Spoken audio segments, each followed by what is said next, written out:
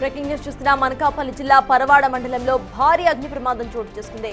అయితే లంకపాలెంలోని ఓ స్క్రాప్ దుకాణంలో మంటలు భారీగా ఎగిసిపడుతున్నాయి. ఘటనా స్థలానికి చేరుకుని ఫైర్ సిబ్బంది మంటలను అదుపు చేస్తోంది. స్క్రాప్ దుకాణంలో కెమికల్ డ్రమ్ములు ఉండటంతో మంటలు అదుపులోకి రావటం లేనట్టుగా తెలుస్తోంది.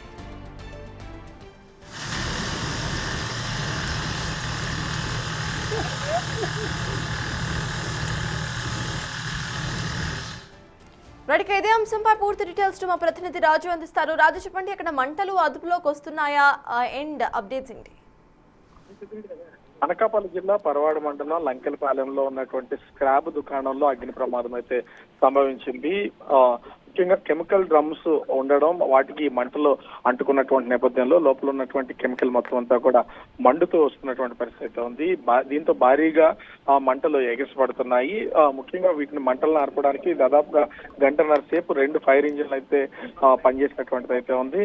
అయితే ప్రస్తుతం అక్కడ స్క్రాప్ దుకాణంలో ఎవరూ లేకపోవడంతో ఎట్లాంటి ప్రాణ నష్టం లేదు. కాకపోతే స్క్రాప్ దుకాణం కావడంతో కొద్దిపాటి ఆస్తి నష్టం అయితే జరిగింది. పక్కనే ఉన్నటువంటి వాటికి మంటలు వ్యాపించే లోపే ఫైర్ సిబ్బంది మంటలను అదుపు చేయడంతో పాటుగా ఫోమ్ వాటర్ యూజ్ చేసి ఈ కెమికల్ డ్రమ్ముల్లో నుంచి వస్తున్నటువంటి మంటలను కూడా అదుపు చేసినటువంటిది అయితే ఉంది. మనం విజువల్లో కూడా చూస్తే ఎగసి పడుతున్నటువంటి మంటలకు తోడు మొత్తం ఆ ప్రాంతం అంతా పొగ అలముకున్నటువంటి పరిస్థితి అయితే ఉంది. అసలు ఏం జరిగిందో అనే ఒక భయాందోళన చుట్టుపక్కల ఉన్నటువంటి ప్రజలకైతే వచ్చినటువంటి పరిస్థితి అయితే ఉంది. అయితే వెంటనే స్పందించినటువంటి ఫైర్ సిబ్బంది 2 ఫైర్ ఇంజిన్లు తీసుకొచ్చి మొత్తం మంటలను అయితే ప్రస్తుతం అదుపులోకి తీసుకొచ్చారు.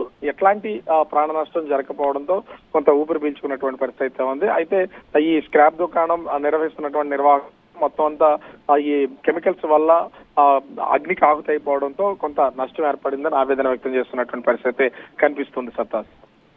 థ్యాంక్ యూ రాజు. మొత్తానికి అనకాపల్లి జిల్లా పరవాడ మండలంలో భారీ అగ్ని ప్రమాదం చోటు చేసుకుంది. అక్కడ మంటలు ఎగిసిపడుతున్నాయి, దట్టమైన పొగ కమ్ముకుపోయింది. అయితే లోపల ఇంకా డ్రమ్స్ లో ఇక్కడ ఏవైతే స్టోర్ చేస్తున్నారో అవన్నీ కూడా ఉండటంతో ఇంకా మంటలు అదుపులోకి రానట్టుగా తెలుస్తోంది. ఫైర్ సిబ్బంది ఇప్పటికే ప్రయత్నిస్తున్నారు మంటలని అదుపులోకి తీసుకు